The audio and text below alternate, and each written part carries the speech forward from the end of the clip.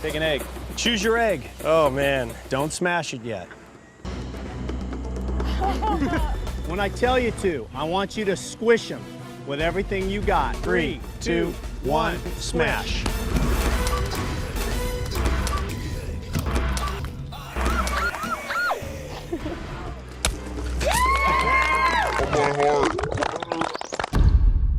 Since the very beginning, the Survivor production team has loved to leave little clues and messages for the audience. While the game itself takes place on an island, a lot of magic also happens back in the editing suite. Whether it's hints towards the eventual winner or random comedic gags or callbacks and references to prior episodes, as far as Easter eggs go within Survivor, there are a lot of little things that you might not notice at first glance. Heck, sometimes even the players hide secrets themselves. With over 40 seasons, there is a lot to sift through, but regardless of the source, ladies and gents, internet, my name is Peridiam, and let's whip out our magnifying glasses, don our baskets, I call the green one, and start running around the yard looking for plastic ovals because it's Easter egg hunting time.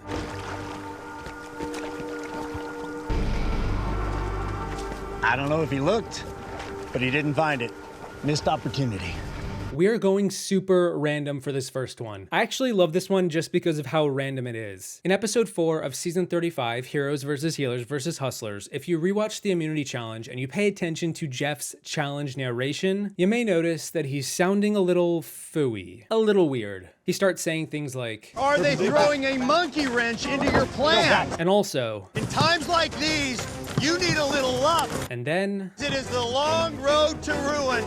Rule can't have three Tribal rounds. Council. If you're not sure where I'm going with this, what all of those phrases have in common is that they all happen to be song names from the band The Foo Fighters. Because, pub trivia time, apparently Jeff is good friends with lead singer Dave Grohl, and I guess one day he was bored or he lost a bet, or I have no idea why this happened. I actually think Jeff was just having a laugh, and well, the more you know. Dave Grohl, Nirvana, Foo Fighters. Of course. Rock star. Amazing. We're friends. We Yep. vacation together, our families. I knew that. So we're in Hawaii.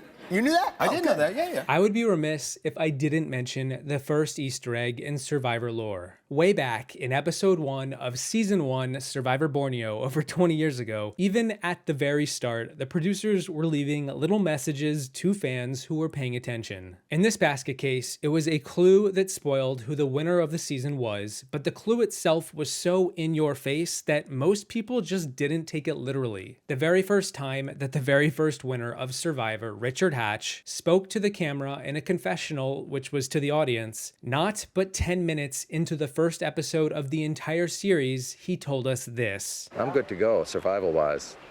People-wise, it'll be a little more challenging, but I've got the $1 million check written already. I mean, I'm the winner. Yep, the winner of the season straight up told us he was the winner. The editors purposely left that in and ended his confessional by simply asking, but how does he get there? Well, you're gonna have to watch the rest of the season to find out. And it's that kind of cocky attitude that makes people really hate your guts. So that's the kind of thing I've really got to keep under wraps. But this is not the only time the editors have done this. Because Richard was so front and center with this moment, the producers couldn't just have every winner say they were the winner at the start of the season. So what if they did the opposite? Following the season right after Borneo in season 2, the Australian Outback, the exact opposite happened. Tina Weston went on to win, but in the premiere episode, she was purposefully not shown to the audience at all. Not once in the premiere did Tina speak to the camera. Any and all footage of her was just like left on the cutting room floor. But why? Well, to hide her, as a stark contrast to Rich. And to this day, Tina is one of only 3 winners to never speak to the audience in the premiere, which tells us how rare this happens. The other 2 being Natalie White and Chris Underwood. I definitely think people underestimate me,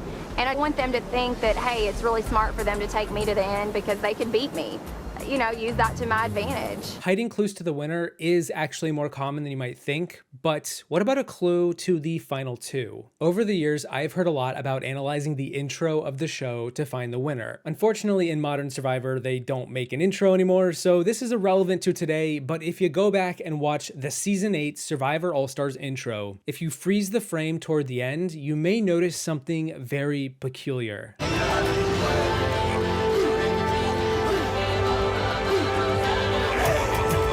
There's a shot of the logo of this season, but the colors have been entirely changed. Instead of the usual colors, it's now made up of 3 colors: blue, orange, and pink. Why would a randomly colorized logo appear right at the end of the intro? Well, it turns out the colors weren't so random because they each actually represented the colors of the Merge tribe from the final 2's original seasons. Amber, the winner of All-Stars, was originally on the season 2 Orange Barramundi tribe. Rob, Boston Rob, was on the season 4 Pink Soliantu tribe, and then on season 8, the season we're talking about, they were both on the blue Shobogo Mogo tribe. Rob and Amber were the 2 stars of the season, so it's kind of fitting that the colors mesh together. Hey, what do you know? I actually did find a multicolored oval in the video. But if you want to talk about a true all-star, let's talk about the one and only Civil Air Force captain, photonics manufacturing supervisor, electronics expert, chemist, gymnast, bartender, caretaker to nuns, horse carer, mother of dragons, breaker of chains, part-time model, and server at Red Lobster. Ladies and gentlemen, give it up for Debbie Wanner's constantly shifting job chyron from season 32, Co-Wrong. The bomb doors are open. Prepare to fire. Throughout the entire season, episode after episode, Debbie would often talk about all of the different jobs that she held throughout her life. It is absolutely in my realm of experience to be able to judge water just by looking at it. I mean, keep in mind, I've got 20 years experience analyzing water. And because of this, the editors decided to subtly have a laugh about it rotating what her job was whenever she was talking. Normally players have just one job throughout the season when their name pops up on the screen, such as lawyer or Russell Hance's nephew, but Debbie had all of them. And when you go back and rewatch this season, look out for them because it makes all of her confessionals just a little bit funnier. I'm a chemist, but I've been a photonics manufacturing supervisor, an electronics expert, a bartender, caretaker to nuns, and between jobs I fill in at Red Lobster as a server. I am going to kick ass. Before we go strategizing about winning the game, we have to stay alive.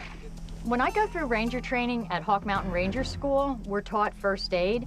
Because of my training, I actually knew I was heat stroke. I'm just looking for an opening because my gameplay is I'm on the offense, not the defense. The angular features of his face just make for great photography. And I know that because I've modeled off and on for years and years. I'd bet anything he gets a real modeling contract. And while that's technically 5 Easter eggs, it wouldn't be a video of mine without adding one more. So here's a deep poll from season 40, Winners at War. It's in a secret scene that wasn't in any of the episodes, but it was posted online and was edited together by the same editing team, so I'll let it slide. In this secret scene, Parvati and Yul reconnect on the edge of extinction and talk about their lives. It's a touching scene between them, especially given they both first played Survivor together so many seasons ago. The scene revolves around Yul and his self-reflection, how happy he is, like he's won the Survivor game of life. And if you go onto YouTube and you find this video and you listen from the start of the secret scene, you may notice the background music that's being played. And here's the kicker. What's special about this background music is that it is also the same background music played when Yul's first successful alliance, the I-24 from season 13 Cook Islands, went on their first reward together as just the 4 of them. This scene was the beginning of their underdog narrative, of them bonding as a family out there, and go figure, that's also what Yul is talking about 27 seasons later on Winners at War. He's talking about his family in relation to playing Survivor, which then harkens back to his first Survivor family.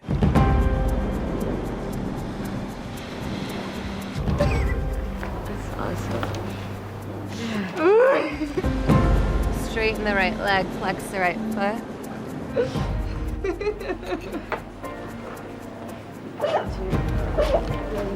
Should I pull the white flag, go home, and spend this quality time with my kids that I won't have again for a really long time?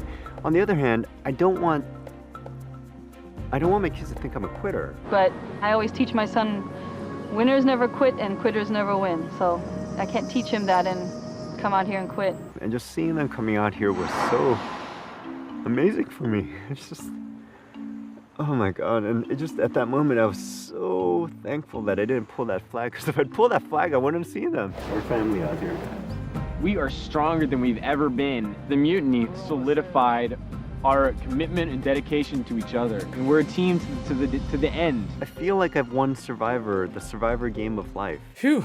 Hits you right in the feels. Gotta love a great callback. Whether this is intentional or not by the editors, I'm not sure, but I think it's still worth a mention. And I think a part of me just kind of wants to believe that it is. So that's 5, or technically 6, secret Easter eggs hidden in Survivor. I love these little Easter eggs. They make me appreciate the finer details. And if you like the video, let me know, because I have a full basket of these things to talk about. Feel free to call out any other Easter eggs that you may have spotted yourself throughout the show, but either way, thank you to my patrons for supporting my channel, for not encouraging me to climb to the top of the roof and check the chimney for those plastic eggs. That's probably just a real one. And thank you for watching. I hope all of you out there enjoyed the video. Don't forget to collect your basket of eggs on your way out, and I will see you in the next one once I secretly take a few of them when you're not looking. The other team, Morgan, came up, set their stuff down next to us, and all left.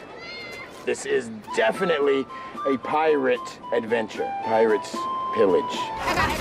You're like, yo, ow! Oh my God, Pirates steal. 15 seconds. The game has definitely already begun. Pirates take advantage. Where's that axe that we got? If they were gonna be silly enough to put it right next to me, I'm gonna put it in my thing.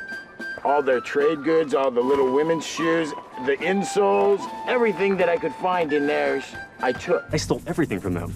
It was just too easy. It was like I had to go get it. Take them, you know, get anything. Whose are these?